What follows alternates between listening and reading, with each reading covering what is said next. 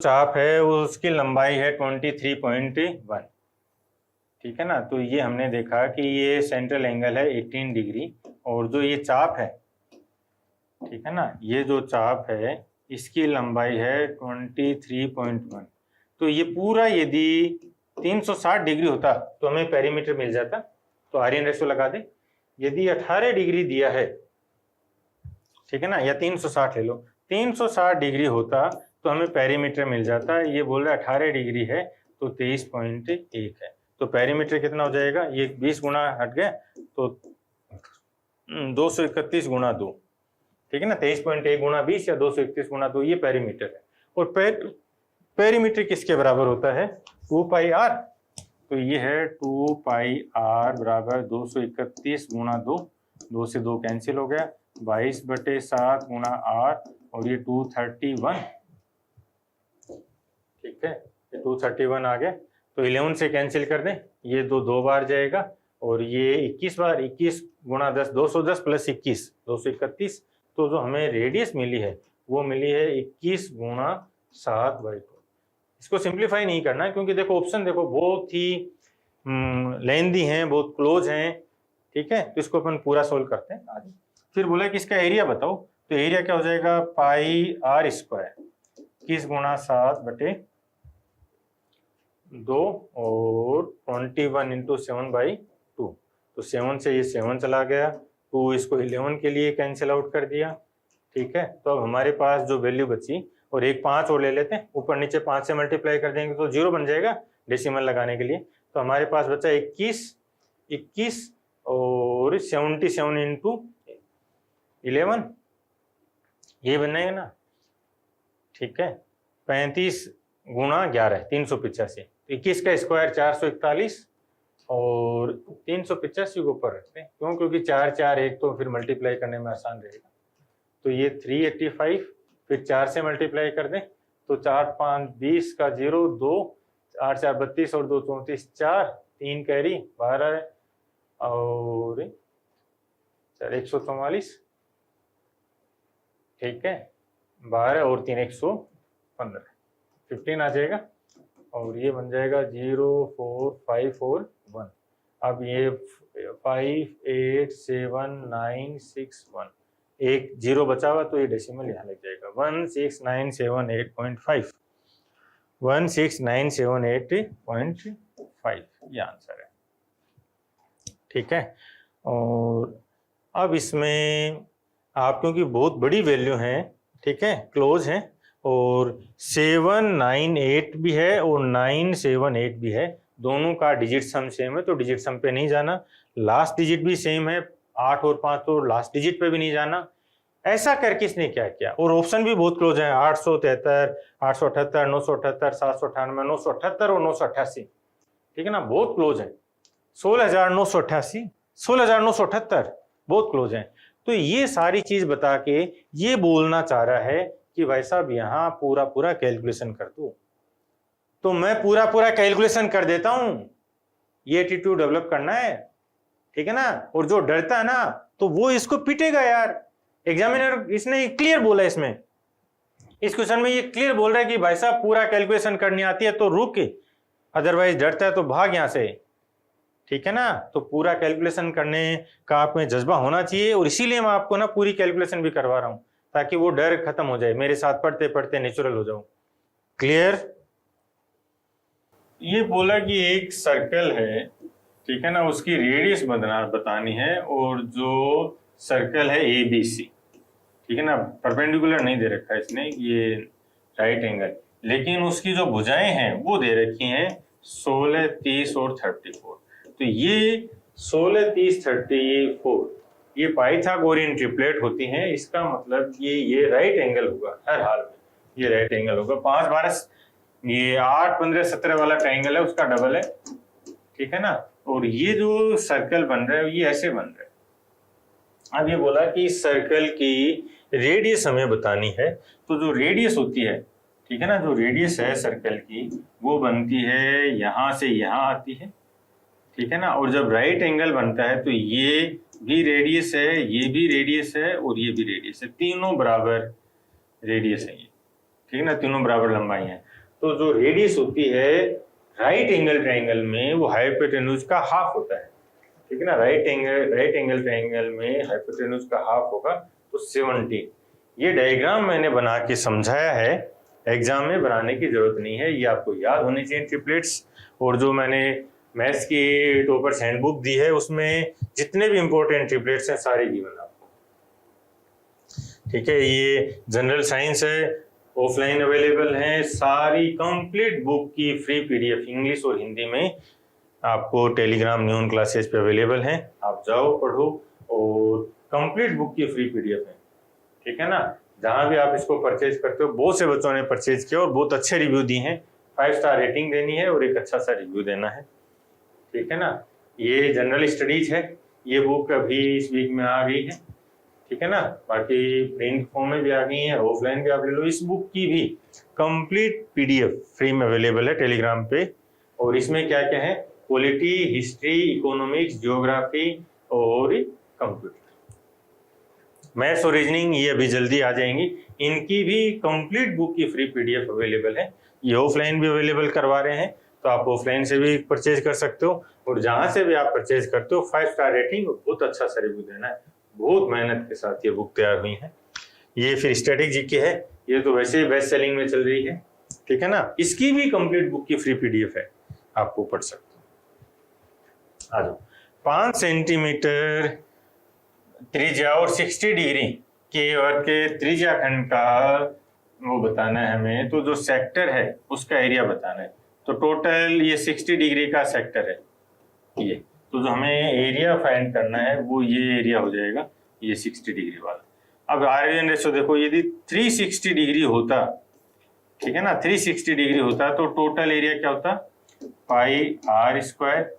लेकिन ये बोला कि नहीं ये तो 60 डिग्री है, तो एरिया कितना हो जाएगा, एक्स। ये हमें फाइंड करना है, ठीक है ना। अब ये हमेशा इसी फॉर्मेट में, ताकि कोई कंफ्यूजन रहे ही नहीं, क्लियर है। अब तो ये हो जाएगा 1/6। अब ये आपको डायरेक्ट क्या कह सकते थे, एक्स, ये एक्स बराबर क्या हो जाएगा 1/6 और पाई आर स्क्वायर, ठीक है ना। ये जब आप एग्जाम में आओगे ना तो आप यहाँ पे पहुंच जाना सीधा। ये डायग्राम मैंने आपको समझाने के लिए बनाया। तो 1/6 पाई के लिए कुछ बोला नहीं, 22/7, फिर आर 5 तो 25, हाफ कर दो इसका 11 और ये 3, तो 11 25 गुना 11 250 और 275 में 21 का भाग देना है। तो ये 210 प्लस 73 यानी 63 प्लस 2 और ये 21 21 और 21। ये आपके माइंड में चलना है, ये जो मैंने तोड़ के लिखा है ये आपके माइंड में चलना चाहिए। ये कितना हो गया, ठीक है ना, 10, ये कितना हो गया 3, तो 10 और ये पॉइंट, मान लो ये भी 2.1 होता तो 0.1 आ जाता, तो 13.1। ये ऑप्शन से भी दिख जाएगा। फिर आपको क्या करना था, 275 में 21 का भाग देना है, तो आपको ऐसे देखना है, 210 हटाया 10, फिर 63 हटा दिया 3 और फिर 2 बचा तो 21। यदि वो 20 होता तो 0.1 आ जाता। ये इसने अप्रोक्सीमेशन में पूछा है। ये बुक्स हैं जो जनरल साइंस है, फिजिक्स, केमिस्ट्री, बायो एनवायरनमेंट, पिछले 10 साल के बेस्ट क्वेश्चंस थ्योरी के साथ, थ्योरी के फॉर्म में आपको अरेंज करके दे दिए हैं, ठीक है ना। और कंप्लीट बुक की फ्री पीडीएफ अवेलेबल है, टेलीग्राम पे जाके आप पढ़ सकते हो। जिनको ऑनलाइन या ऑफलाइन मंगवाना है वो बुक मंगवा सकते हो, ठीक है। General studies, polity, history, economics, geography, ये मैथ्स और रीजनिंग और ये स्ट्रेटेजी के, ये सब बेस्ट कंटेंट के साथ हैं। रेलवे, एसएससी के जितने एग्जाम्स हैं, जो स्टेट एग्जाम्स हैं, सारा डेटा को बहुत प्रॉपर अरेंज किया है आप ये, और इनसे बाहर कोई कॉन्सेप्ट नहीं जाएगा, ये बता दूं। और पूरी बुक की फ्री पीडीएफ अवेलेबल है। 10 सेंटीमीटर त्रिज्या वाले एक वर्ग का एक त्रिज्य खंड केंद्र पर 60 डिग्री का एंगल बनाता है, तो इसका क्षेत्रफल क्या होगा। देखो, ये बोला कि जो रेडियस है वो 10 सेंटीमीटर है, ठीक है ना। मैं यहाँ पे आर्यन रेशो बताऊंगा आपको। ये 10 सेंटीमीटर की रेडियस है, और ये जो सेक्टर है, ठीक है ना, ये जो सेक्टर है इसका एरिया पूछा है, इसका एरिया पूछा है, ठीक है ना। अब एक चीज देखो कि ये पूरा बनता, ठीक है ना, पूरा बनता तो एंगल कितना डिग्री होता, 360 डिग्री। यदि 360 डिग्री का एंगल था तो हमारा एरिया क्या होता, पाई आर स्क्वायर। लेकिन ये बोला नहीं 360 डिग्री नहीं है, जो एंगल है वो तो केवल 60 डिग्री है। ठीक है, तो अब 60 डिग्री का है तब हमारा एरिया क्या होगा, इसको सिंप्लीफाई करना है।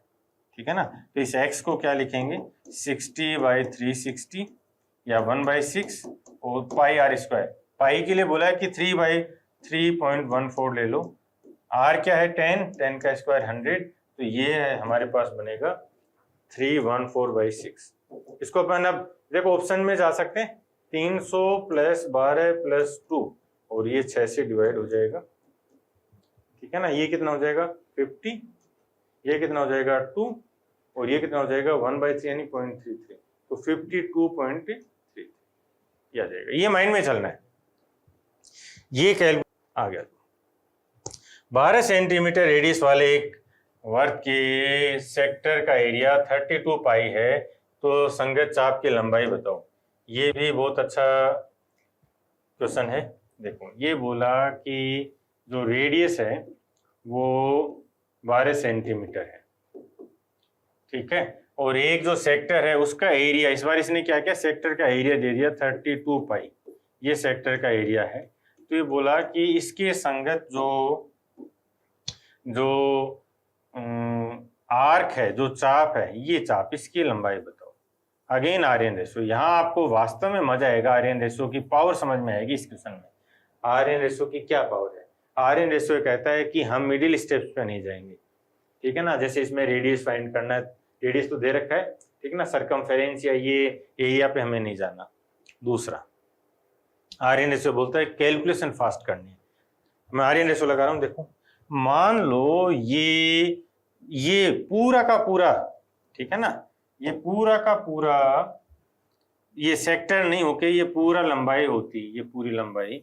ठीक है ना, तो हम क्या करते, हम ये बोलते कि यदि, ध्यान से सुनना, कि यदि ये संगत चाप पूरा परिधि बन जाता, जो चाप है ना ये पिंक कलर वाला, ये एक चाप ना होके पूरी परिधि बन जाता, तो क्या बोलते, यदि ये चाप 2 पाई आर है, चाप 2 पाई आर है, तो एरिया कितना होता सबका, पूरे का पाई आर स्क्वायर, ये एरिया होता। लेकिन ये बोले कि ये चाप कितना है, ठीक है ना, ये मान लिया x है, तो एरिया कितना है 32 पाई। आर्यन रेशो की ये भी खास बात है कि आप इसको कैसे लिख सकते हो, कोरस्पोंडेंस आपको पता होना चाहिए। बस मैं इसको दूसरे तरीके से बोलूं, यदि पूरा परिधि होता, ठीक है ना, यदि पूरी परिधि होती 2 पाई आर, पूरी परिधि होती, या मैं एरिया पे लेके बोलता हूं, यदि पूरा एरिया होता पाई आर स्क्वायर पूरा एरिया होता, तो हमें परिधि मिल जाती 2 पाई आर। लेकिन ये पूरा एरिया ना होकर इतना सा एरिया है, ये कितना है 32 पाई है, तो हमें कितना परिधि का कितना हिस्सा मिल जाएगा। देन अब इसको सिंप्लीफाई कर देते हैं। अब देखो कितना आसान हो गया, पाई आर से ये पाई ये स्क्वायर कट गया, एक नीचे आर बचा, और ये 2 के लिए सही बनाना, ये 2 पाई आर है तो पाई आर स्क्वायर बन जाएगा, ठीक है ना, और x है तो 32 पाई। ठीक है, सही तो है यार। तो x बराबर कितना हो जाएगा 32 पाई इंटू 2, और नीचे r है, r कितना है 12, तो 12 कर देते हैं, तो ये कैंसिल कर देगा 6 32, तो जो एरिया वो कितना हो जाएगा 32 पाई बाई 6। इसको सिंप्लीफाई कर दें, 2 से कर देंगे तो ये हो जाएगा 16 पाई बाई 3। ठीक है, इसको आप कैसे भी अरेंज कर सकते हो मॉडिफाई करते हुए। बोलता है कि एक सेक्टर है, ठीक है ना, एक सेक्टर है, और इस सेक्टर का जो सेंट्रल एंगल है वो 270 है, तो ये ऐसे है 270 मान लिया हमने। ठीक है, और इसका जो एरिया है, ये ऊपर वाले का एरिया बता रहा है ये, ठीक है ना, इसका जो एरिया है वो एरिया है 1848। तो आपको बताना है कि रेडियस क्या है, ठीक है ना, तो ये क्या बनता है θ/360, ठीक है ना, किसका, जो पाई आर स्क्वायर है उसका। ठीक है, तो यहाँ पे 270/360 इंटू 22/7 इंटू आर स्क्वायर, और ये कितना है 1848। ये एक स्टेप है, एक स्टेप में आंसर बनना चाहिए आपका। ये सब तो मैं ना समझाने के लिए बना रहा हूं, बार बार बोल रहा हूं मैं ये बात है। ये क्या बनेगा 3/4, ठीक है। अब 22 को इससे कैंसिल आउट करें, ये 3 से पहले 3 से निकाल दो इसको, चलो 6, 18 में 6 और 16 48, 16 3 48। अब इसमें 22 का भाग दे दो, 22 दूनी 44 और बच गया कितना 17, 176। 176 22 गुना 8 तो ये आ जाएगा 28। ये आर स्क्वायर, और नीचे 7 और 4 बच गए तो 28 आ गए ना। आर स्क्वायर बराबर 28 तो ये है, और ये 28 नीचे वाला आ जाएगा, ठीक है ना। तो यहाँ से आर की वैल्यू कितने आ गई 28, ये आर आ गया 28, ठीक है। एक सिंगल स्टेप में बुक्स हैं जो जनरल साइंस है, फिजिक्स, केमिस्ट्री, बायो एनवायरनमेंट, पिछले 10 साल के बेस्ट क्वेश्चंस थ्योरी के साथ, थ्योरी के फॉर्म में आपको अरेंज करके दे दिए हैं, ठीक है ना। और कंप्लीट बुक की फ्री पीडीएफ अवेलेबल है, टेलीग्राम पे जाके आप पढ़ सकते हो। जिनको ऑनलाइन या ऑफलाइन मंगवाना है वो बुक मंगवा सकते हो, ठीक है। General studies, polity, history, economics, geography, ये मैथ्स और रीजनिंग, और ये स्ट्रेटेजी के, ये सब बेस्ट कंटेंट के साथ हैं। रेलवे, एसएससी के जितने एग्जाम्स हैं, जो स्टेट एग्जाम्स हैं, सारा डेटा को बहुत प्रॉपर अरेंज किया है आप ये, और इनसे बाहर कोई कॉन्सेप्ट नहीं जाएगा, ये बता दूं। और पूरी बुक की फ्री पीडीएफ अवेलेबल है। 108 डिग्री के केंद्रीय कोण वाले 7 सेंटीमीटर व्यास डायमीटर, इसको ध्यान रखना, ठीक है ना। व्यास का जो सेक्टर है, त्रिज्या खंड है, उसके चाप की लंबाई बतानी है। तो ये हमने मान लिया कि 108 डिग्री का एंगल है, और इसका जो चाप है, ठीक है ना, जो इसकी लंबाई बतानी है आर्क की। आर्क क्या है, ये जो लेंथ है ये है आर्क, ठीक है ना। इस आर्क की लंबाई बतानी है। आर्गुमेंट आर्यन रेशो, यदि ये पूरा सर्कल होता तो कितने डिग्री का एंगल होता 360। यदि 360 डिग्री का एंगल होता, ठीक है ना, ध्यान से सुनना, 360 डिग्री का एंगल होता, 360 डिग्री का एंगल होता तो इस चाप की लंबाई क्या होती, पूरा का पूरा चाप आ जाता, यानी परिधि 2πr। लेकिन भाई साहब ये तो 108 डिग्री का ही है, इतना पार्ट बता दो, तो 108 डिग्री के लिए कितना हो जाएगा L, इसको हम L से रिप्रेजेंट कर रहे हैं, सिंप्लीफाई कर दो, ठीक है ना। तो L की वैल्यू कितनी आ जाएगी, इसको यहीं पे काट दें, 36 3 108 और 36 10, तो 3/10 into 2πr, 2 into pi 22/7, r कितना हो जाएगा 7/2। व्यास है ये, जल्दबाजी में एरर मत कर देना भाई, ठीक है ना। 7/2, तो ये 7 से 7 गया, 2 से 2 गया, और ये 66/10, तो 6.6। क्लियर है, बोलो। ये बोलता है कि लेटरल सरफेस एरिया, वो किसी भी बेलन का जो लेटरल सरफेस एरिया है, ठीक है ना, एक तो ऊपर और नीचे इसको छोड़ दें, तो जो कर्व सरफेस एरिया वही लेटरल है, तो वो है 2πrh।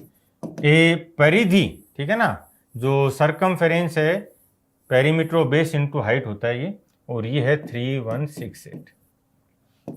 2/22/7, r गिवन नहीं है, और h 48 है, 3168। r फाइंड कर सकते हैं। इसका वॉल्यूम पूछा है, volume πr² into h, area of base into height है, ठीक है ना। तो πr²h, यदि r मिल जाए तो अपन फाइंड कर देंगे। तो आ जाओ,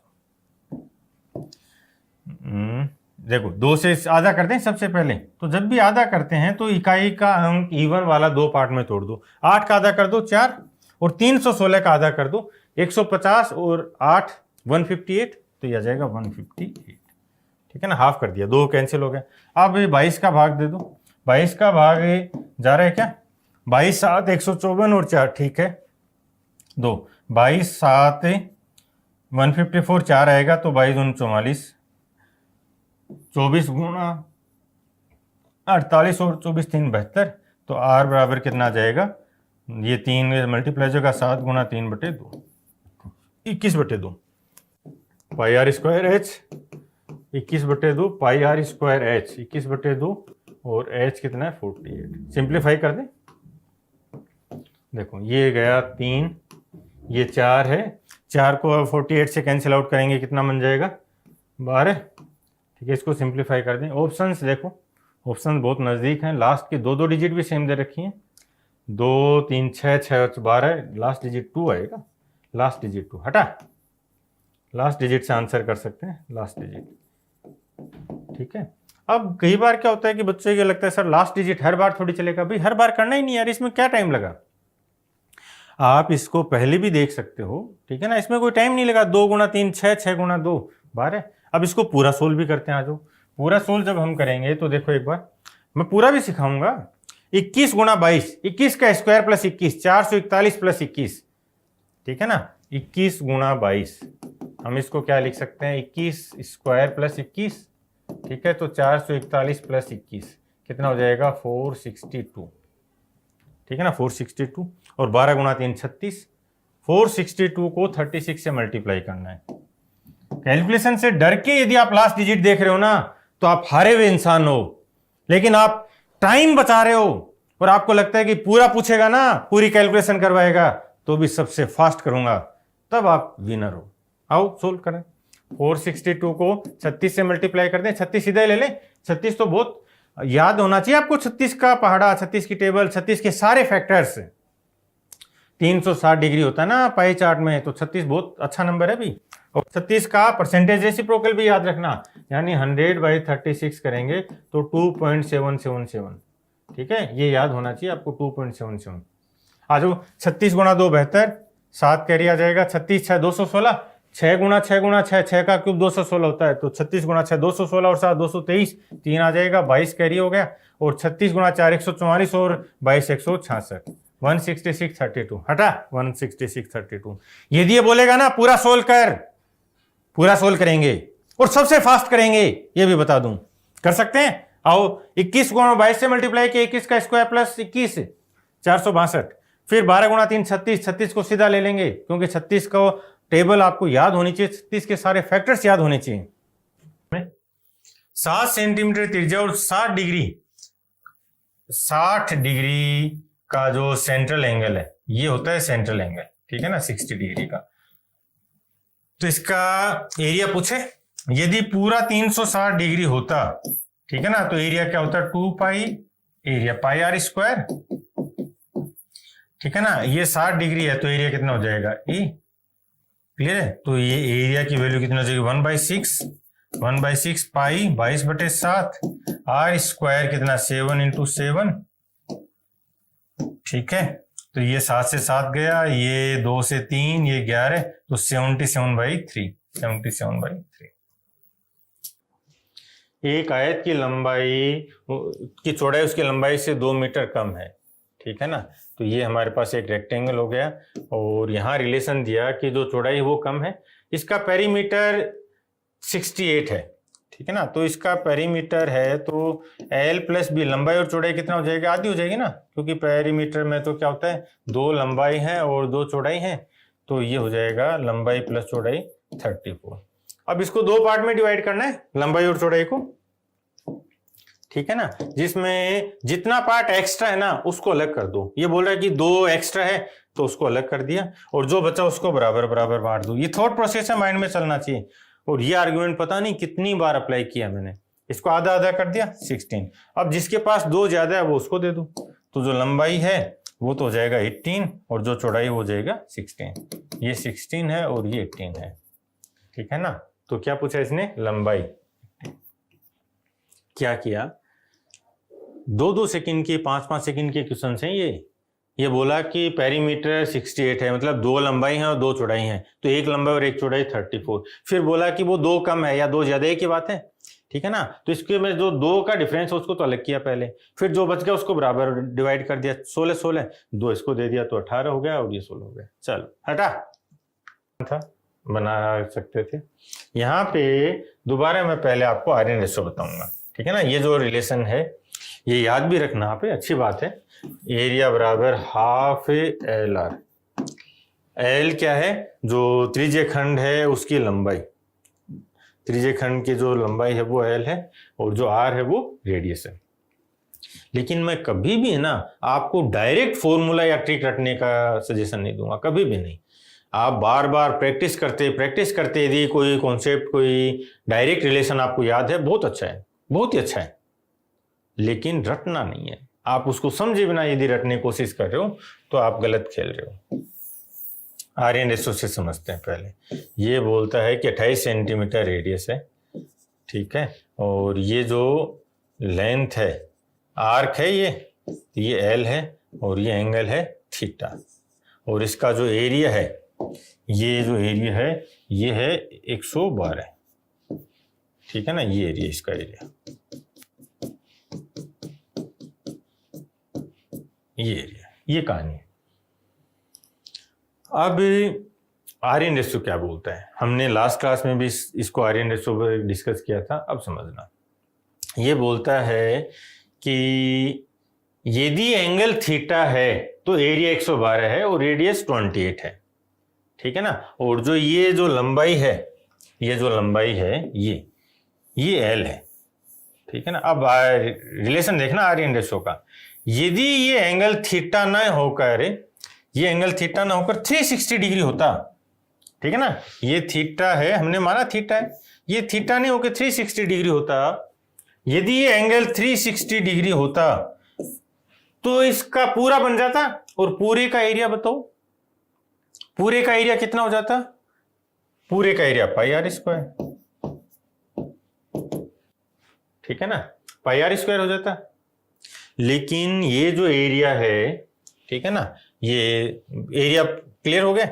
अब दूसरा रिलेशन देखो, एरिया के साथ है, और दूसरा, यदि ये एंगल थीटा है, यदि ये एंगल थीटा है, ठीक है, तो इसका एरिया कितना हो जाएगा? 112। एक तो रिलेशन ये बन रहा है, ठीक है ना। दूसरा, हमें तो एरिया इसने दे रखा है, एरिया दे रखा है इसने, तो हमें क्या रिलेशन लेना है? देखो मैं कैसे दो चीजों को मिक्स करूंगा, ये इसमें कोई दिक्कत नहीं है। यदि एरिया 360 है तो पाई आर स्क्वायर होता पूरा, ये एंगल 360 है तो पूरा पाई आर स्क्वायर होता। एरिया थीटा है तो एरिया, ये एंगल थीटा है तो एरिया 112 होता। लेंथ की बात कर लें, यदि 360 डिग्री होती पूरी एंगल, ये पूरा एंगल 360 होता तो लेंथ क्या होती? 2 पाई आर। लेंथ क्या होती भाई? 2 पाई आर, ठीक है। लेकिन ये तो थीटा है तो लेंथ कितनी है? एल। बोलो, ये क्लियर है? ये दो अलग अलग रिलेशन है। मैं ये समझाने के लिए बना रहा हूं, दोनों बनाने की जरूरत है ही नहीं, इन दोनों को हम एक साथ लेंगे, देखना, ठीक है ना। अब देखो, देखना,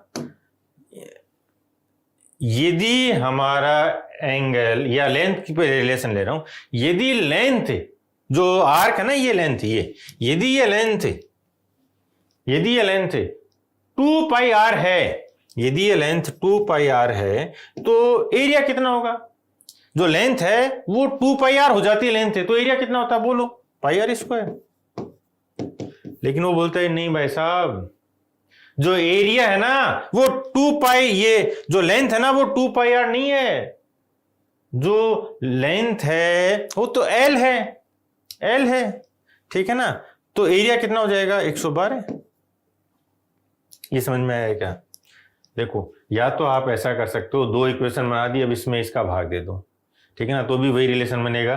देखो, ये पाई आर स्क्वायर है, इसमें इसका भाग देंगे तो ये नीचे आ जाएगा 2 पाई आर, इधर 112 है, ये एल आ जाएगा, दोनों एक 360 और थीटा 360 थीटा कैंसिल आउट हो जाएंगे। ये इसलिए बनाया था, और इस पे बहुत अच्छे क्वेश्चन आ रहे हैं, समझ रहे हो। लेकिन मैं ये बताना चाह रहा हूं कि हम तो इतना एडवांस हैं, ये आर्यन रेशो इतना एडवांस है कि हमने देखो क्या, देखो ध्यान से समझना, ये क्या था, ये किस किस को रिलेट कर दिया? ये एरिया और ये एरिया और ये जो लेंथ है और ये लेंथ है, इनको भी रिलेशन बना सकते हैं अपन, एरिया और लेंथ का भी। मतलब इनकी जो मीटर स्क्वायर मीटर, कई बार होता ना कि जो ये मीटर स्क्वायर का मीटर के साथ हम इस तरह से फॉर्मूला नहीं बना पाते, रिलेट कर पा रहे हो, जो जिन्होंने बच्चों ने फिजिक्स से या आईआईटी या नीट के लिए फिजिक्स पढ़ी है, ठीक है ना, वो बच्चे रिलेट कर सकते हैं यहाँ। लेकिन आर्यन रेशो की ब्यूटी है कि हम लेंथ और एरिया दोनों को भी एक साथ कंपेयर करवा सकते हैं, ठीक है। तो मैं अब यहाँ पे दोबारा बता रहा हूँ, ये समझना एक बार, और यहां से आपका जो फॉर्मूला है वो डेराइव कर देंगे। एक सिंगल स्टेप में आपका आंसर आना चाहिए, वो पावर है, ठीक है ना, वो पावर है, वो सिंगल स्टेप वो थी। ये मैंने समझा दिया। अब दोबारा देखना, यदि हमारा एरिया पाई आर स्क्वायर होता तो पूरी लंबाई कितनी होती? इसकी पूरी लंबाई, एरिया पाई आर स्क्वायर होता तो पूरी लंबाई तो ये होती, परिधि होती, और परिधि होती 2 पाई आर, ठीक है ना। लेकिन वो बोलते हैं नहीं भाई साहब, एरिया पाई आर स्क्वायर है ही नहीं, एरिया तो 112 है, एरिया तो 112 है। तो लेंथ बताओ, इसकी लेंथ कितनी हो जाएगी? ये हो जाएगी L। इसको सिंप्लीफाई कर देते हैं आज, ठीक है ना। 2 पाई नहीं, 2 तो रहेगा, पाई से ये पाई गया, आर से ये आर स्क्वायर गया, तो हमारे पास बच गया, इसको उधर लेके जा रहा हूं मैं, 112, और ये 2 नीचे आ जाएगा, ये L है, ये आर इधर ऊपर चला गया, और ये 2 नीचे आ गया, ठीक है, ये 2 नीचे आ गया। तो ये क्या था? एरिया ऑफ सेक्टर बराबर half length of arc into radius. इसी को तो रट के बैठे थे, ठीक है ना। अच्छी बात है, मैं मना नहीं करूंगा कि ये याद होना चाहिए, लेकिन आपको ये भी पता होना चाहिए कि यार ये जो आर्यन रेशो बता रहा हूं मैं, ये क्यों सुपीरियर है। क्योंकि हम यहां से ये भी फाइंड कर सकते हैं एरिया का रिलेशन भी, जब थीटा दे, ठीक है ना, जब वो थीटा दे तो हम लेंथ भी फाइंड कर सकते हैं, क्लियर है। और जब वो थीटा नहीं दे तो हम एरिया और लेंथ को भी एक साथ ले जा सकते हैं। इसलिए जो लास्ट सेशन था ना, उसमें मैंने कहा था कि ये बेस्ट मेथड है, सुपीरियर मेथड है। अब रिलेट कर पा रहे होंगे, ठीक है ना। तो ये मत सोचना कि सर देखो मैं ये फॉर्मूला लगा के आपसे फास्ट कर देता हूँ ठीक है ना। अच्छी बात है, उस बच्चे को मैं अप्रिशिएट करूंगा कि उसने वो कमेंट किया कि सर देखो मैं ऐसे फास्ट कर रहा हूँ, ठीक है। अब ये समझ में आ गया ना, ये वही फॉर्मेट बना है, एरिया बराबर हाफ L R, ठीक है। और हमारे पास यहाँ पे मौजूद है R 28, तो 112 बराबर हाफ L फाइंड करना, ये 28 है, ये कैंसिल होगा 14, और 14 इंटू 8 कितना है? 112, तो जो L है वो आ गया 8। बोलो क्लियर है? ये पावर है, ये कॉन्सेप्ट है। आ रहा है समझ में? मजा आ रहा है रिलेट करने में चीजों को, ठीक है। बहुत ही अलग लेवल पे लेके जाऊंगा दोस्तों, ठीक है ना, एक अलग लेवल पे लेके जाऊंगा, आपको विश्वास रखना। कॉन्सेप्ट पे बहुत टाइम दिया मैंने, और कैसे एक साधारण बच्चे को जो जिसका मैथ्स बैकग्राउंड नहीं है ना, उसको ये कॉन्सेप्ट डेवलप करने हैं, ये चीज समझना। और प्रॉब्लम है कि हमारे स्कूल से, हमारे कॉलेजेस में ना इस लेवल पे कॉन्सेप्ट डेवलप कभी करवाए नहीं जाते। कोई बात नहीं, अभी करते हैं। और जिन बच्चों का मैथ्स अच्छा है ना, वो बहुत फास्ट मेरी चीजों को रिलेट कर सकते हैं, ठीक है। तो अभी आपने जो मेरे साथ कर रहे हो, जो लर्निंग चल रही है, उसको आप अलग अलग जगह अप्लाई भी करना, जिनको समझ में आ गया। ये बुक्स हैं जो जनरल साइंस है, फिजिक्स, केमिस्ट्री, बायो, एनवायरनमेंट, पिछले 10 साल के बेस्ट क्वेश्चंस थ्योरी के साथ, थ्योरी के फॉर्म में आपको अरेंज करके दे दिए हैं, ठीक है ना। और कंप्लीट बुक की फ्री PDF अवेलेबल है, टेलीग्राम पे जाके आप पढ़ सकते हो। जिनको ऑनलाइन या ऑफलाइन मंगवाना है वो बुक मंगवा सकते हो, ठीक है। General studies, polity, history, economics, geography, ये मैथ्स और रीजनिंग, और ये स्ट्रेटेजी के, ये सब बेस्ट कंटेंट के साथ हैं। रेलवे, SSC के जितने एग्जाम्स हैं, जो स्टेट एग्जाम्स हैं, सारा डेटा को बहुत प्रॉपर अरेंज किया है आप ये, और इनसे बाहर कोई कॉन्सेप्ट नहीं जाएगा, ये बता दूं। और पूरी बुक की फ्री PDF अवेलेबल है। ये देखो, इसको अपन पूरा भी सोल्व करते हैं, इसको डिजिट सम भी लगाएंगे। तो सबसे पहले इसको अभी एक बार अपन पूरा सोल्व कर लेते हैं। आओ, ये डिविजिबिलिटी वाला जरूर देखना भैया आप,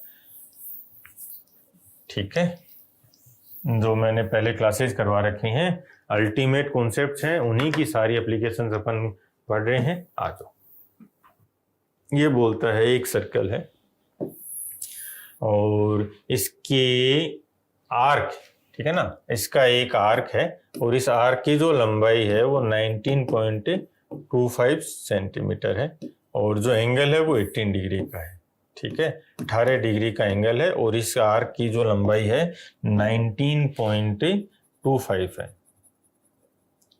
ठीक है, 19.25 है। वर्ग का क्षेत्रफल बताओ, और पाई की जगह 22/7 यूज में लेना है। तो जब ये टर्मिनेटिंग है तो हम आगे डिजिट सम लगाएंगे, बट पहले चलो पूरा सोल्व करते हैं इसको। अब यहाँ पे आर इन रेशियो में अप्लाई करूंगा। यदि ध्यान से समझना, यदि एंगल 18 डिग्री है तो इस आर्क की लंबाई है 19.25। लेकिन भाई साहब यदि एंगल 360 डिग्री होता, एंगल 360 होता, तो इस पूरी की लंबाई कितनी हो जाती? परिमीटर होता ना, परिमाप है, परिधि 2 पाई आर। ठीक है, तो यहां से हमें आर मिलेगा और इसका एरिया फाइंड करना है तो पाई आर स्क्वायर। ठीक है, तो आर फाइंड कर लेते हैं। आओ, ये हो जाएगा 20 टाइम्स, ठीक है, और 20 को इससे मल्टीप्लाई करो, 38.5 डबल कर दिया और एक जीरो लगा दिया तो 385 ये बन गया। इसका मल्टीप्लाई कर दिया तो हमारे पास है 2 पाई आर की वैल्यू होगी 385। आर की वैल्यू कितनी हो जाएगी? 385 बाई 2 पाई। इसको भी सिंप्लीफाई नहीं कर रहा मैं, ठीक है ना। क्यों नहीं कर रहा? क्योंकि आगे चल के जब हमें कैलकुलेट ही करना है और हमें यह भी समझ में आ गया कि डिजिट सम भी लग सकता है इसमें, चेक करेंगे, तो फिर इसको सिंप्लीफाई मत करो, रोक के रख लो इसको। एरिया क्या बनेगा? Pi r square, pi r square, यानी पाई और आर की वैल्यू है 385 बाई 2 पाई। पाई की जगह रख दें 22/7, 7 को ऊपर रख रहा हूं, ठीक है ना। और दूसरा 385 इंटू 7 और नीचे 2 इंटू 22, ठीक है। और जिसमें से एक पाई तो कैंसिल हो जाएगा। अच्छा, इसको एक पाई को तो कैंसिल ही कर देते ना, पाई ऊपर बैठा है देखो, ये रहा, ये पाई है, ये इसके साथ कैंसिल हो जाएगा। इसको सिंप्लीफाई करना है, इसको पूरा सिंप्लीफाई करेंगे ठीक है ना, पूरी कैलकुलेशन भी करेंगे। क्यों? क्योंकि आपका जो डर है ना उसको हटाना है, और डर हमेशा तभी हटता है, एक ही तरीका है डर को हटाने का। जिस चीज से डर लगता है ना हमेशा वो चीज करो। जब कैलकुलेशन से डर लगता है तो कैलकुलेशन करनी है, और आप देखो ना यार करके, ठीक है। लेकिन जब मुझे ये पता चला कि भाई ये टर्मिनेटिंग है तो, और ना इसने अप्रोक्सीमेशन में ले रखा है, तो डिजिट सम लगाएंगे। तो पहले आ जाओ डिजिट सम लगा देते हैं। 385 इसका डिजिट सम। डिजिट सम ये कहता है कि आप सभी अंकों का डिजिट जो है, अंक है, उनका योग कर दो, और उसमें से 9 को काउंट नहीं करना है। और फिर जो मैथमेटिकल ऑपरेशन से आपने इस संख्याओं के साथ किया ना, वही आप डिजिट सम के साथ कर रहे हो। डिजिट सम वैदिक मैथ्स का कॉन्सेप्ट है, अभी बता देता हूं, ठीक है ना। डिजिट सम वैदिक मैथ्स का कॉन्सेप्ट है, और डिजिट सम पे बहुत अच्छा रिसर्च है मेरा। आप जाके सर्च करना डिजिट सम बाय राजा सर, ठीक है ना, कि इसमें कई क्लास आ जाएंगी, और एक तो 5 साल पुरानी क्लास है, वो जरूर देखना। इस एसएससी, बैंक, रेलवे, इस एग्जाम का बाप है वो क्लास। उस क्लास को देख के सबने डिजिट सम स्टार्ट किया है। तो मेरा वैदिक मैथ्स पे बहुत अच्छा रिसर्च है, वो चीजें आपको समझाऊंगा, तो आप एक बार वो क्लास जरूर देखना, ठीक है। आ जाओ, अब इसका डिजिट सम कितना है देखो एक बार। 8 और 8 16, 16 का मतलब 7, तो इसका डिजिट सम 7, ये 7 और इसकी जगह भी 7 रख दें। फिर नीचे इसका डिजिट सम देखो, ये 2, 4 गुणा 2 8, 8 दूनी 16, इसका डिजिट सम भी 7 हो गया। इसका मतलब है इसको हटा दें तो 4 7 इंटू 7 49, 49 का में से 9 तो काउंट ही नहीं होता, तो डिजिट सम आ गया 4। जिस ऑप्शन का डिजिट सम 4 है वो हमारा आंसर है। आ जाओ, डिजिट सम में हम 9 को काउंट नहीं करते, तो 7 और 2 9 कैंसिल आउट कर दो, फिर इनको जोड़ दो, 8 और 6, 8 के साथ और जोड़ दें, 1 इसको दे दें, 8 को इसको दे, 2 में से 1 इसको दे दिया तो 9 हो गया। फिर 6 12 और 6 18, ये तो 9 ही बन गया। 9 को हम डिजिट सम में 0 भी बोलते हैं। ऐसा क्यों है, ये सब मैंने डिजिट सम की जो क्लास है उसमें डिटेल में बता रखा है, आपको क्लास जरूर देखना। फिर दूसरा देखो 9 गया, ये 9 गया, फिर यहाँ पे 6 2 8 और 5 13, 13 मतलब 4, ये आंसर हो सकता है, ठीक है ना। आगे देखो, ये 7 और 2 9 गया, 9 भी गया, 6 6 12, 12 और 7 13, इसका मतलब है डिजिट सम 4, इसका भी बन रहा है 2 ऑप्शन, नहीं 6 6 12, 12 और 7 19, इसका डिजिट सम 1 बन रहा है, ठीक है, नहीं होगा ये भी। फिर इसका 7 और 2 ये तो कैंसिल हो गया। फिर 8 और 6 14, और 14 और 7 21, 21 का डिजिट सम 3, ये भी नहीं होगा, ये आंसर है। ठीक है ना, ये आंसर आ जाएगा। तो पहले ही चीज तो ये है कि जब आप यहाँ पे आ जाओ, ठीक है ना, सबसे बेस्ट तो इसमें 11 की डिविजिबिलिटी था, यदि आप उसको लिंक कर पाए कि पाई रहेगा, ठीक है ना, और वो 11 है, वो कैंसिल आउट नहीं होना है। क्यों नहीं होना? क्योंकि बेस में ये जब टर्मिनेटिंग होता है ना, जब टर्मिनेटिंग होता है, टर्मिनेटिंग ये आपने जो रेशनल नंबर और इरेशनल नंबर, परिमेय और अपरिमेय संख्याएं पढ़ी है कॉन्सेप्ट, वहां पे आता है। यदि संख्या खत्म होती है, टर्मिनेट हो जाती है, तो उसका जो बेस है उसमें 2 या 5 ही होते हैं।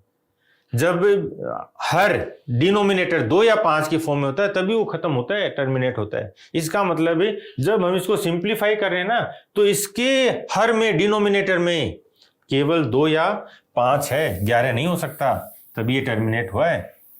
ठीक है ना, तो जो 11 की डिविजिबिलिटी क्यों चेक करे अपन ने, समझ रहे हो? क्योंकि 0.625 आ रहा है, इसका मतलब हर हाल में ना इसके बेस में या तो 2 है या 5 है, बस 11 7 3 कुछ हो ही नहीं सकता। आ जाओ अब इसको सिंप्लीफाई करते हैं एरिया को। तो एरिया को हमने सिंप्लीफाई किया 385 इंटू 385, और ये बन रहा है 2 गुणा 22 गुणा 2। ठीक है ना, इसको सिंप्लीफाई करना है। तो अब दिख रहा है ना, देखो 2 ही 2 है सारे। अब जो 11 है, 11 है ना, ये 11 कैंसिल आउट होगा ही होगा। इसमें एक 11 है तो वो कैंसिल आउट होगा। 11 इंटू 2, ये देखो ये 35 गुणा 11 है, 350 प्लस 35, तो इसको कैंसिल आउट कर दिया 11 से 35। यानी अब नीचे देखो 2 ही 2 बचे, सारे के सारे 2 बचे। तो अब हम इसको कर रहे हैं 35 इंटू 385। ठीक है, एक 7 भी है ना यार, ये 7 को कैसे भूल गए, 22/7 वाला, और इंटू 7, और नीचे है 2 इंटू 2 इंटू 2 8। तो अब चाहे तो आप इसको सिंप्लीफाई करते टाइम पूरा मल्टीप्लाई कर दूं, और भाग देने की बजाय गुणा करना ज़्यादा आसान रहता है। ठीक है, तो मैं इसको ऊपर नीचे 125 से मल्टीप्लाई कर रहा हूँ। क्यों? क्योंकि 125 को जब हम 8 से मल्टीप्लाई करेंगे तो ये 1000 बन जाता है, 1000। और 1000 का मतलब केवल 3 डेसिमल के बाद, 3 डिजिट के बाद डेसिमल लगाना है।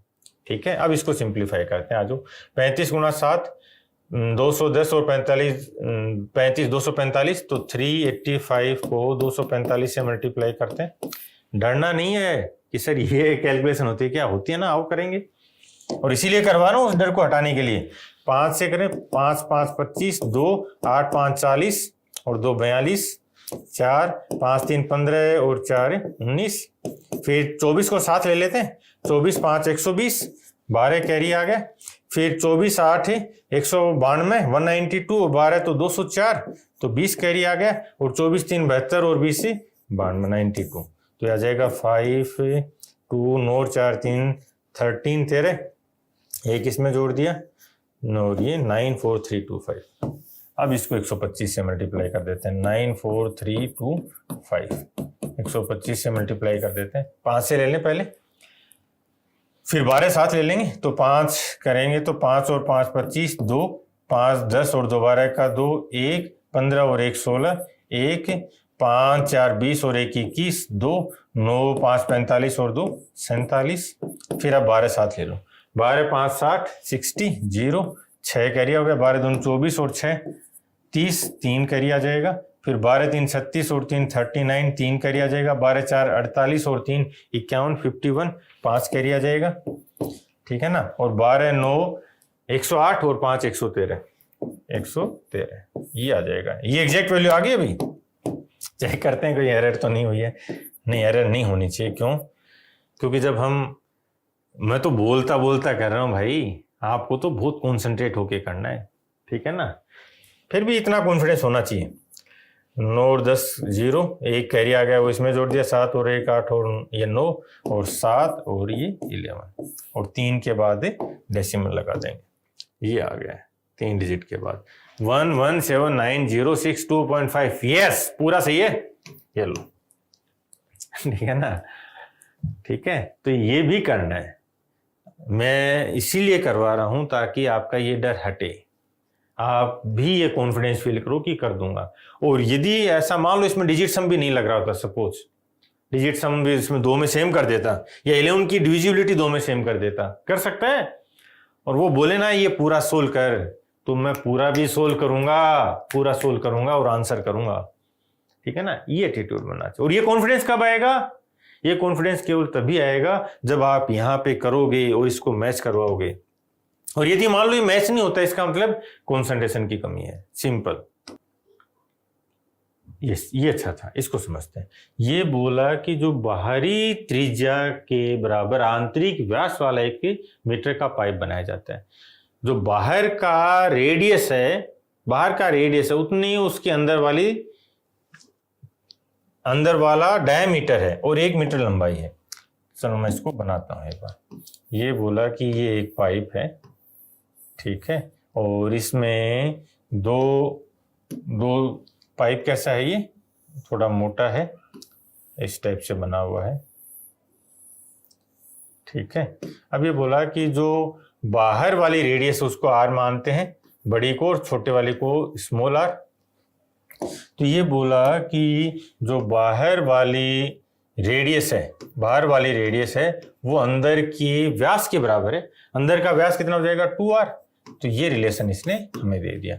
पाइप बनाने के लिए, और ये 1 मीटर है, h ये 1 है, पाइप बनाने के लिए कितना मटेरियल रिक्वायर्ड होगा? यदि इसमें इतना 88/7 मीटर क्यूब, इतना इसमें कोई वॉल्यूम का क्यूबिक मीटर इसकी वॉल्यूम है, ठीक है। इसमें आप इतना क्यूबिक मीटर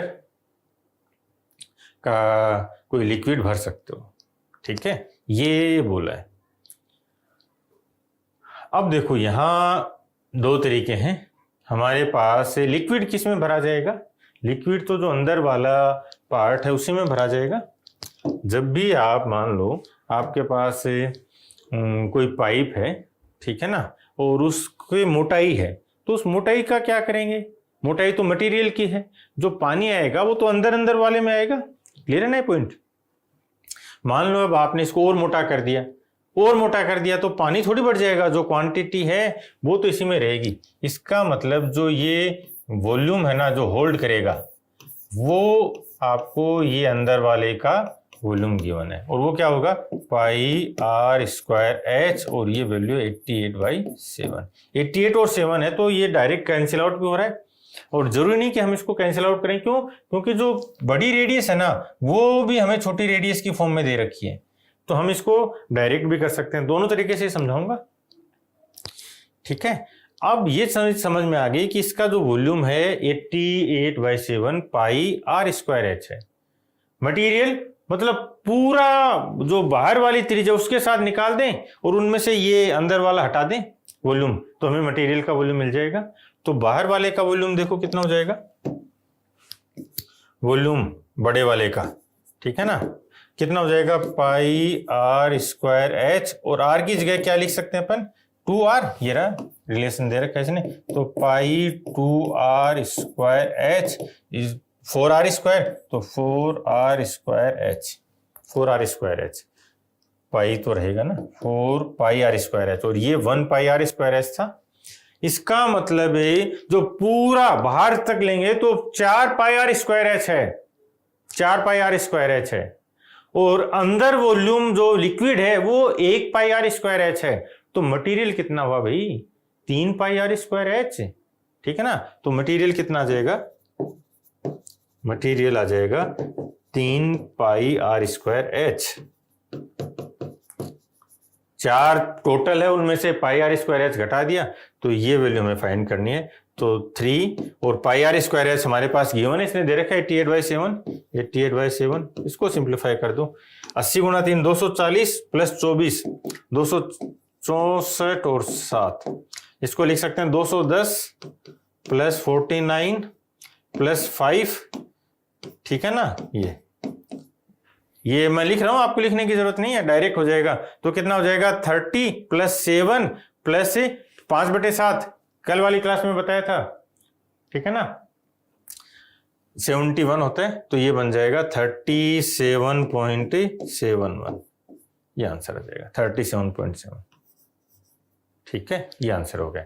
और आप रेडियस फाइंड करके भी सोल्व कर सकते थे, बाकी हमें रेडियस फाइंड करने की रिक्वायरमेंट नहीं है। आप कॉन्सेप्चुअली सुपीरियर तभी बनोगे जब आप बिना जिसकी रिक्वायरमेंट नहीं है ना वो फाइंड ना करो। यही आर इन रेशियो का पावर है, जो मिडिल वैल्यूज हैं उनको हटा के।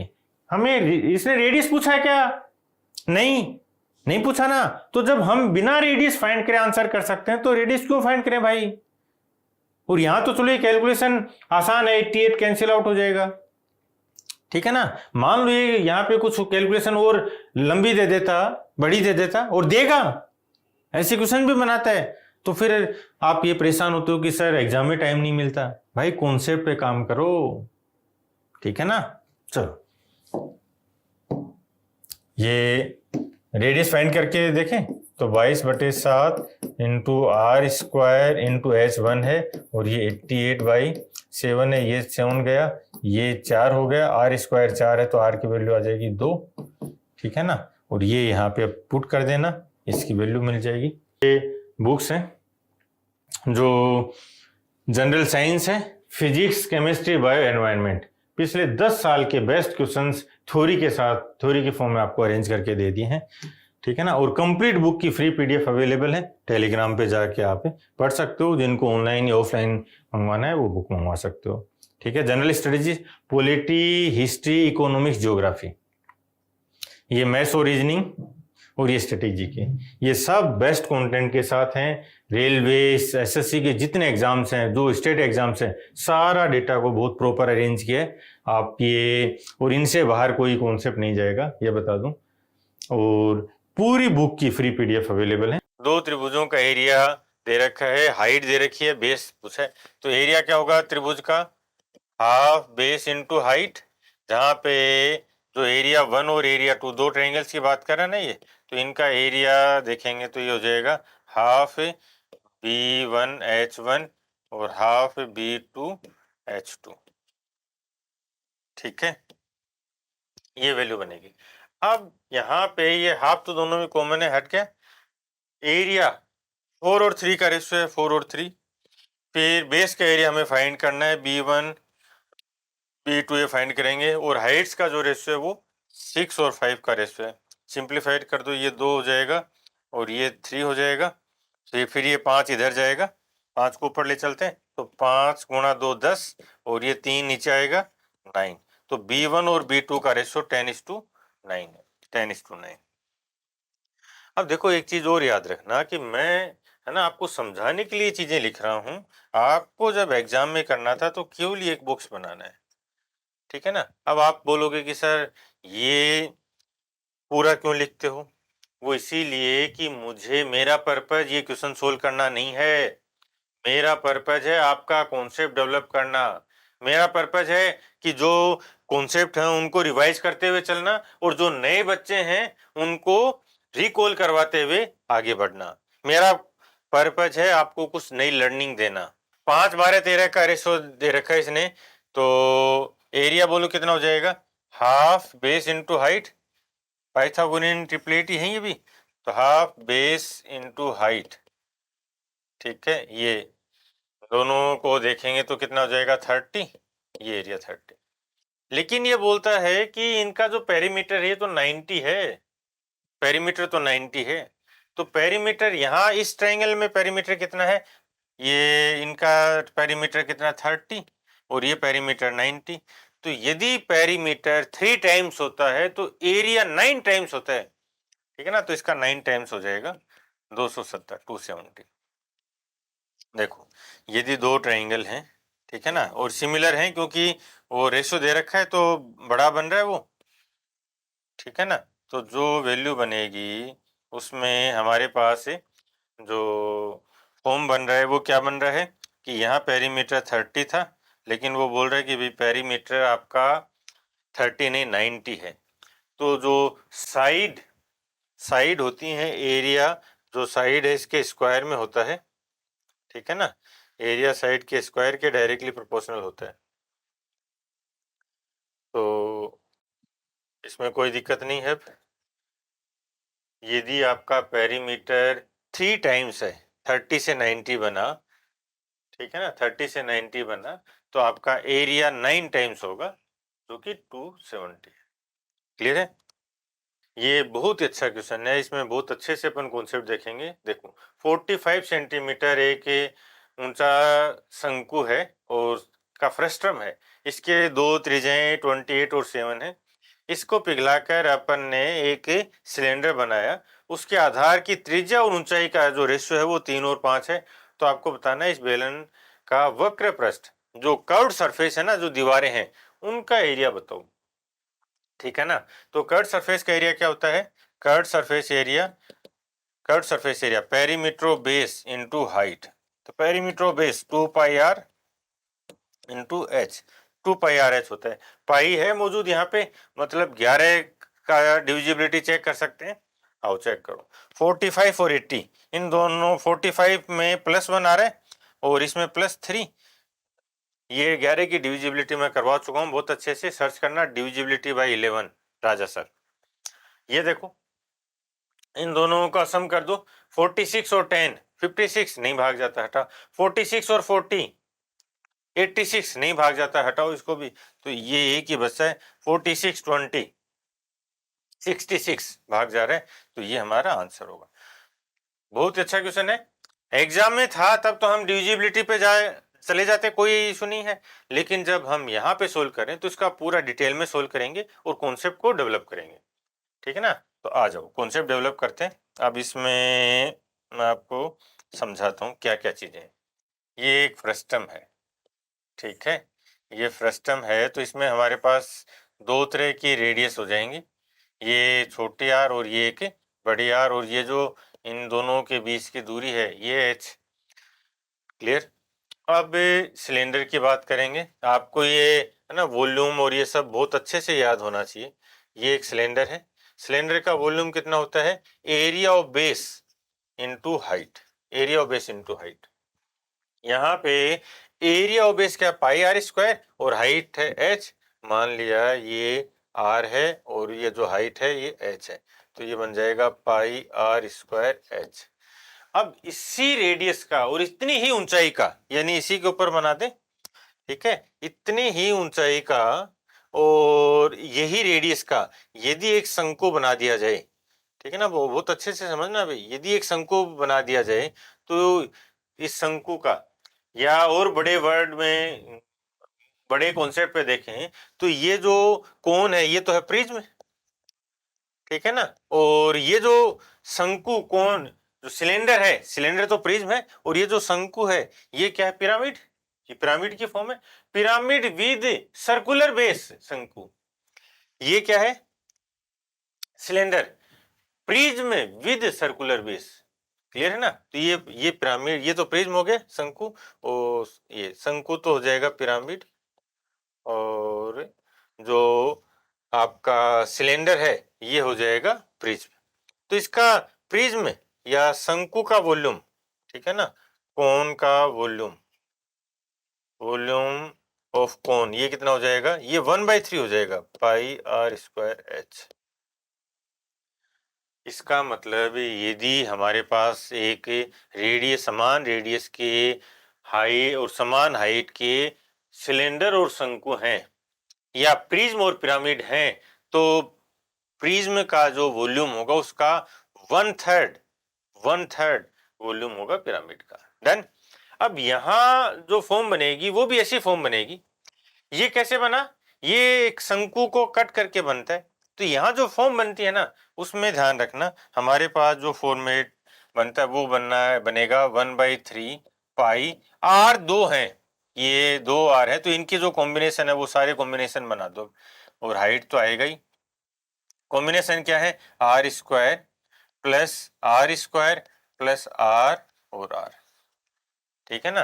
जो आर स्क्वायर सिंपल बनना था, इसमें एक आर स्क्वायर बन गए, यहाँ हमारे पास दो आर हैं, एक बड़ा और एक छोटा, तो इन दोनों से ये फॉर्म बनती है, तो ऐसा इसका वॉल्यूम बनेगा, ठीक है ना। अब वो बोला क्या कि इस वॉल्यूम को पिघलाया और पिघला कर बना दिया सिलेंडर। तो इन दोनों को बराबर कर देंगे। ठीक है, मैं इसको आगे लेके चल रहा हूँ, ये देखो, ठीक है ना, ये देखो। अब इसको इक्वल कर देते हैं, किसके, जो सिलेंडर है, पाई R1 स्क्वायर और H1, उनकी सिलेंडर की रेडियस और हाइट्स अलग अलग हैं, तो इसको इक्वल करते हैं। अब जो वैल्यू है वो पुट कर देते हैं। एक रेडियस तो थी 28, हाइट ये एक थी 7, और हाइट कितनी थी इसकी 45, ठीक है ना, और 3 और 5 का उनका रेशियो है, ये है 45, और यहाँ पे R और H का जो रेशियो है, R यदि 3x है तो H 5x हो जाएगा, ठीक है ना। तो इनको अभी सिंप्लीफाई करते हैं, आजो 1/3 पाई H 45, और फिर R square 28 plus 7 square plus 27, 28 into 7, और ये हो जाएगा पाई। अब वहां पे 3x और 5x रख दें, तो R स्क्वायर है तो 3x का square 9x square and 5x, ठीक है। इसको सिंप्लीफाई कर दो, सिंप्लीफाई करेंगे तो पाई से पाई चला गया, फिर 9 और 5, 9 5 45, ये चला गया। अब इसको सिंप्लीफाई करना है। देखो दो तरीके हैं, एक तो है कि आप इनका स्क्वायर करके मल्टीप्लाई करके जोड़ दो, दूसरा हम कुछ कॉमन ले लें। ये ध्यान रखना, यदि इनमें कुछ कॉमन फॉर्म बन रही हो तो हमेशा उस कॉमन को बाहर निकाल लो, कैलकुलेशन आसान हो जाएगी। क्या कॉमन निकालें, 7 स्क्वायर निकालते हैं, इसमें भी है, इसमें भी 2 7 है, तो 7 स्क्वायर कॉमन ले रहे हैं, तो हो जाएगा 1/3। 7 स्क्वायर कॉमन लिया तो इसमें आ जाएगा 7 इंटू 4 इंटू 7 इंटू 4, 2 बार 7 है, 2 बार 4 है, दोनों 7 बाहर निकाल दिए तो 2 4 बचेंगे, 4 इंटू 4 16 प्लस 1 प्लस ये बाहर आ गया, और इसको बाहर 28 में से 7 ले गए तो 4 बचेगा, ठीक है ना, तो ये आ गया।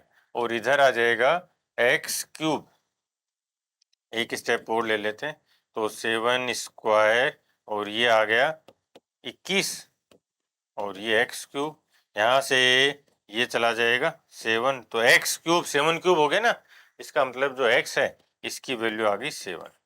जब एक्स की वैल्यू 7 आ गई है तो ये देख लेंगे, तो रेडियस कितना हो जाएगी 21, और हाइट कितनी हो जाएगी 35। एक्स की वैल्यू हमने पुट कर दी। अब हमारे पास सिलेंडर आ गया जो हमें चाहिए था। उस सिलेंडर में जो रेडियस है वो तो 21 है, हाइट 35 है, उसका कर्व्ड सरफेस एरिया पूछा इसका, ठीक है ना। Curved surface area, curved surface area क्या होता है, perimeter of base into height. जब भी आप फॉर्मूले बोलो ना तो एक मेरे कहने से ये एक लाइन और बोलना, मैं बोल रहा हूँ कि एक्स्ट्रा बोलना हमेशा, ताकि कंफ्यूजन रहे नहीं कभी। Perimeter of base into height, otherwise तो हमेशा आपको स्टेप्स हटानी है, लेकिन ये जरूर बोलना, perimeter of base into height. Perimeter 2 pi r और h, तो इनको वैल्यू रख देते हैं, 2 इंटू पाई 22/7, r रेडियस कितनी थी 21, और हाइट कितनी थी 35। इसको सिंप्लीफाई करना है, चलो उड़ा देते हैं, जो ये हो जाएगा 3, तो 35 गुणा 3 105, और ये हो जाएगा 44, 44 इंटू 105, 105 को 44 से मल्टीप्लाई करना है, साथ में ले ले, 44 गुणा 5 220, 220, तो 20 रख दिया, 0 ना, तो 20 रख दिया, 2 कैरी आ गए, 44 और 2 46, 4620, 4620। उस त्रिभुज का एरिया बताओ जिसकी भुजाएं 12, 13 और 5 है, अभी फाइंड किया था 30, ठीक है ना। एक ही पेपर में 2 क्वेश्चन से, तो जब वो यहाँ पे कैलकुलेशन दे रहा है तो वो आपको ऐसे क्वेश्चंस भी दे रहा है बैलेंस करने के लिए। एक वर्ग के एक त्रिज्य खंड का केंद्रीय कोण 45 है, तो चाप की लंबाई 22 सेंटीमीटर है। ये बोलता है कि ये जो सेंट्रल एंगल है ना, ये 45 डिग्री का है, और ये जो लंबाई है, जो आर्क है, इसकी लंबाई है 22 सेंटीमीटर, ठीक है ना, 22 सेंटीमीटर। तो इसकी रेडियस बतानी है। अब आर्यन लगा रहा हूं, यदि 45 डिग्री है एंगल 45 डिग्री है तो चाप की लंबाई है 22, और यदि 360 डिग्री हो जाता तो चाप, ये पूरा ही चाप बन जाता है, ये कितना हो जाता है 2 पाई आर, ठीक है ना। बस चीजों को बहुत ही सिंप्लीफाइड वे में देखना है यार, ये 8 बार कैंसिल आउट होता है, और ये इसको कैंसिल आउट कर दिया 11, ये इधर आ जाएगा। तो पाई आर की वैल्यू 88 होगी। पाई मतलब 22/7 गुना आर बराबर 88। ये 4 बार आर 7 4 28। चल हटा। ठीक है, अब जैसे जैसे आपकी क्लैरिटी आएगी आप मेरे साथ रेजोनेंस बनाने लग जाओगे। ठीक है ना, आप केवल ये एक बॉक्स बनाओगे। ये बहुत ही अच्छा है बहुत ही अच्छा। आप इसको मार्क करके अपने नोट्स में ले लेना भाई। ठीक है ना, परिमाप वर्ड काम में ले इसने, वर्ग के एक त्रिज्यीय खंड का परिमाप। ठीक है ना, ये सर्कल है और इसका एक त्रिज्यीय खंड है और इसका परिमाप। त्रिज्यीय खंड का मतलब होता है कि ये वाला, ठीक है ना, ये त्रिज्यीय खंड है सेक्टर, और इस सेक्टर का परिमाप क्या हो जाएगा, ये आर और ये इसका जो आर्क है उसकी लंबाई ये एल। ठीक है, तो ये 24 है और जिसमें रेडियस 3 है, तो ये 3 है, ये भी 3 है, तो 6 हटा देंगे तो लंबाई कितनी आ जाएगी, ये लेंथ ये 20, ये 18 आ जाएगी, तो लंबाई 18 आ जाएगी। त्रिज्यीय खंड का क्षेत्रफल, एरिया ऑफ सेक्टर, एरिया क्या होता है हाफ एल आर। ठीक है ना, तो ये हाफ एल कितना है 18, आर कितना है 3, तो ये हो जाएगा 9 3 27 27। चल, जो अच्छा कॉन्सेप्ट था इसमें ये था पेरीमीटर। तो जितने भी इस टाइप के छोटे छोटे वेरिएशन आते चलेंगे वो हमें आप अपने नोट्स में नोट डाउन करते रहना, क्योंकि क्या होता है कि एग्जाम में मान लो आपने नहीं पढ़ा होता ना इस टाइप का, तो आपको सब चीज़ आती है। ये फॉर्मूला भी आता है, ये बहुत बार अपन अप्लाई कर चुके हैं, लेकिन बस वो एक ही पेरीमीटर में क्या हो गया यार, और कई ये यहाँ पे 24 मान के सोल्व कर देते हैं, इसने ऑप्शन नहीं रखा 24 का, देखो बस यहाँ पे ये गलत खेल जाता है। 24 भी ऑप्शन रखना था ना, इसको 36 रखता है यहाँ पे। ये बोलते हैं एक समबाहु त्रिभुज है, इक्विलेटरल ट्रायंगल है, इसका एरिया दे रखा है 4√3 और इसकी भुजा पूछिए। तो इक्विलेटरल ट्रायंगल के लिए एरिया √3/4 a² और ये बोल रखा है 4√3। तो यहाँ से √3 से √3 कैंसिल हो जाएगा, तो a² ये 4 × 4 हो जाएगा, तो a की वैल्यू कितनी आ जाएगी 4। ठीक है, आगे चलते हैं। √3/4 a², ये आपको डायरेक्ट याद होना चाहिए भाई। समचतुर्भुज रोम्बस है और इसका परिमाप दे रखा है 52, एक विकर्ण 10 है, तो इसका एरिया पूछा है। ये बहुत ही अच्छा क्वेश्चन है और बार बार अभी लगातार एग्जाम में पूछ रहे हैं। रोम्बस जिसकी चारों भुजाएं बराबर हों, जिसके परपेंडिकुलर बाइसेक्ट करें, एक दूसरे को बराबर नहीं होंगे, ठीक है ना, लेकिन बाइसेक्ट करेंगे, ये रोम्बस है। तो चारों भुजाएं बराबर हैं और ये बोलता है कि टोटल है जो उनका सम है वो 52 है। तो चार भुजाओं का सम 52 है, इसका मतलब एक भुजा कितनी है 13। ठीक है ना, एक भुजा 13 है और ये 90 डिग्री भी है। अब दूसरा देखो, इसने कहा कि इसका एक विकर्ण 10 सेंटीमीटर है, ये 10 सेंटीमीटर है, तो ये हाफ बाइसेक्ट करेगा, तो ये कितना हो जाएगा 5। ठीक है, अब देखो 5 और 13 और 90 डिग्री, पाइथागोरियन ट्रिपलेट दिख रहे हैं ये। ठीक है ना, तो ये जो वैल्यू आएगी ये आ जाएगी 12, और 12 क्या है, 12 तो हाफ डायगोनल है, तो ये 12 ये हो जाएगा और 5 ये हो जाएगा, तो इसके दो डायगोनल आ गए, 5 और 5 10, तो एक डायगोनल हो जाएगा, और 12 और 12 24 दूसरा डायगोनल हो जाएगा। ठीक है, अब एक चीज़ और देखनी है आपको कि ये जो रोम्बस है ना, ये स्टैंडर्ड रोम्बस है। स्टैंडर्ड रोम्बस का मतलब है कि यहाँ से बार बार क्वेश्चंस पूछता है वो, इसी रोम्बस से। अब कभी इसका एरिया दे देगा, कोई एक विकर्ण पूछेगा, साइड पूछेगा, लेकिन ऐसे 5-7 स्टैंडर्ड हैं, उन्हीं पे जाना है। तो जब भी इस टाइप पे आप आगे जाओ ना सोल्व करो, तो उनको माइंड में रखना है कि स्टैंडर्ड तो नहीं है। अब यहाँ से देखो, एक ये डायग्राम बनाने की ज़रूरत नहीं थी इसमें। आपने देखा कि एक जो हाफ है वो 5 है, इसका साइड 13 है, तो दूसरे हाफ 12 हो जाएगा। तो हम अब इसमें एरिया बराबर क्या हो जाएगा, हाफ d1 d2। ठीक है ना, हाफ d1 d2, यानी दोनों डायगोनल्स हैं उनका प्रोडक्ट का हाफ। तो हाफ एक डायगोनल है 10 का, दूसरा है 24 का, तो इसका हाफ कर देंगे 12 120। ठीक है, तो ये 12 × 10 120 आ जाएगा। दूसरा अब एक चीज़ आपको ये ध्यान रखनी है कि कोई भी चतुर्भुज, कोई भी क्वाड्रिलेटरल जिसके डायगोनल्स परपेंडिकुलर होते हैं, एक दूसरे को 90 डिग्री पे काटते हैं, ठीक है ना, जैसे 90 डिग्री पे काटें, तो उस चतुर्भुज का जो एरिया है वो हम यहाँ से रिप्रेजेंट कर सकते हैं हाफ d1 d2, ठीक है। और यूट्यूब पे ज्योमेट्री की जो क्लासेज हैं उसमें मैं ये प्रूव करवा के गया हूँ आपको, ठीक है। ऐसा क्यों होता है? अब एक चीज़ ये बताओ कि ये स्क्वायर है, ठीक है ना, स्क्वायर के लिए दोनों डायगोनल बराबर हो जाते हैं। अब यदि इसी रोम्बस में हम दोनों डायगोनल को बराबर कर दें तो वो ये स्क्वायर बन जाएगा। तो स्क्वायर का एरिया क्या हो जाएगा? फिर एरिया हो जाएगा हाफ डी इंटू डी, दोनों बराबर हैं तो हाफ डी स्क्वायर, ये एरिया बन जाएगा। क्लियर है ये पॉइंट? चलो, एक समबाहु त्रिभुज का एरिया 173.2 है, तो इसका साइड बताना है।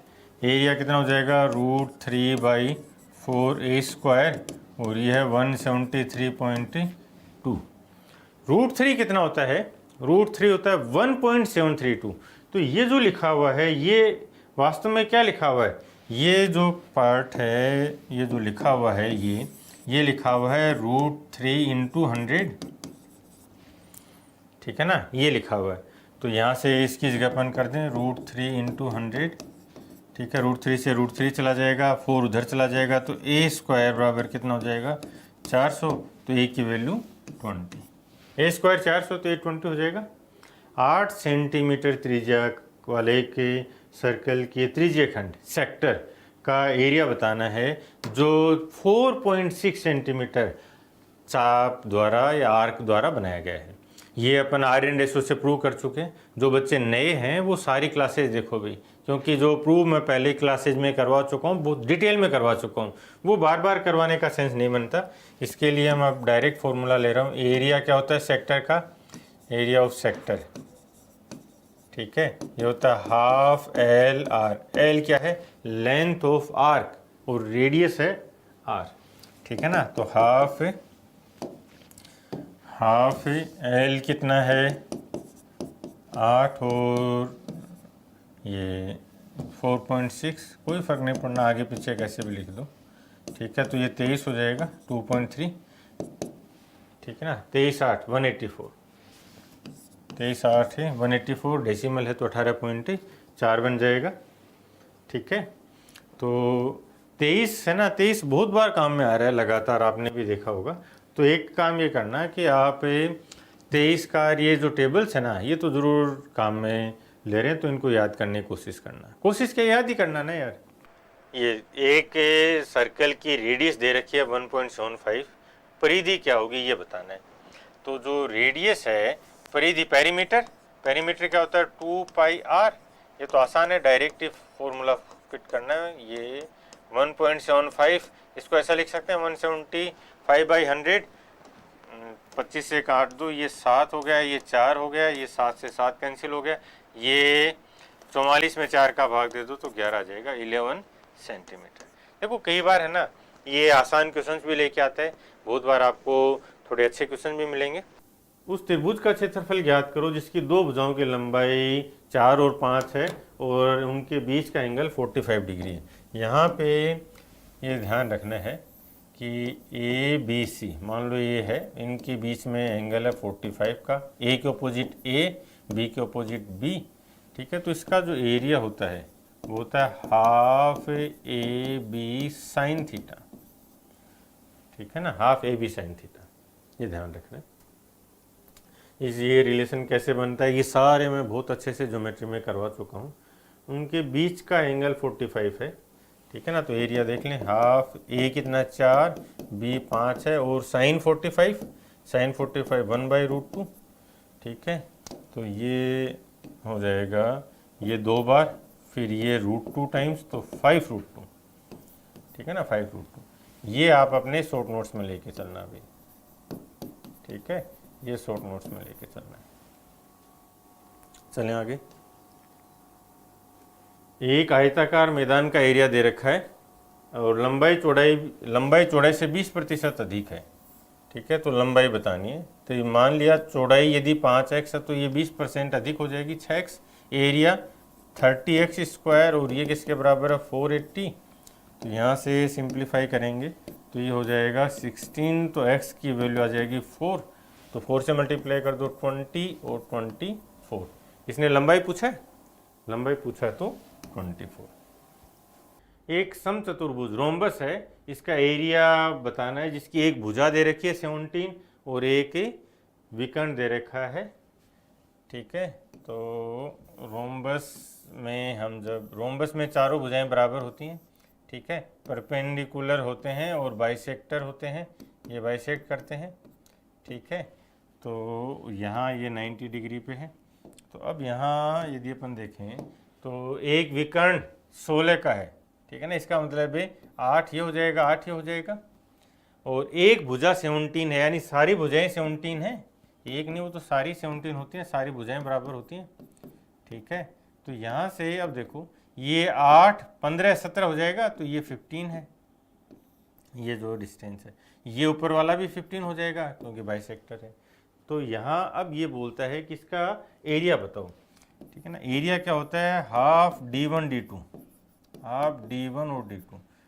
d1 और d2 क्या है, डायगनल्स है, तो ये हो जाएगा हाफ। एक डायगनल कितना है 15 और 15 30, दूसरा कितना है 8 और 8 16, इसको कैंसिल कर देंगे, 8 8 3 24, 240।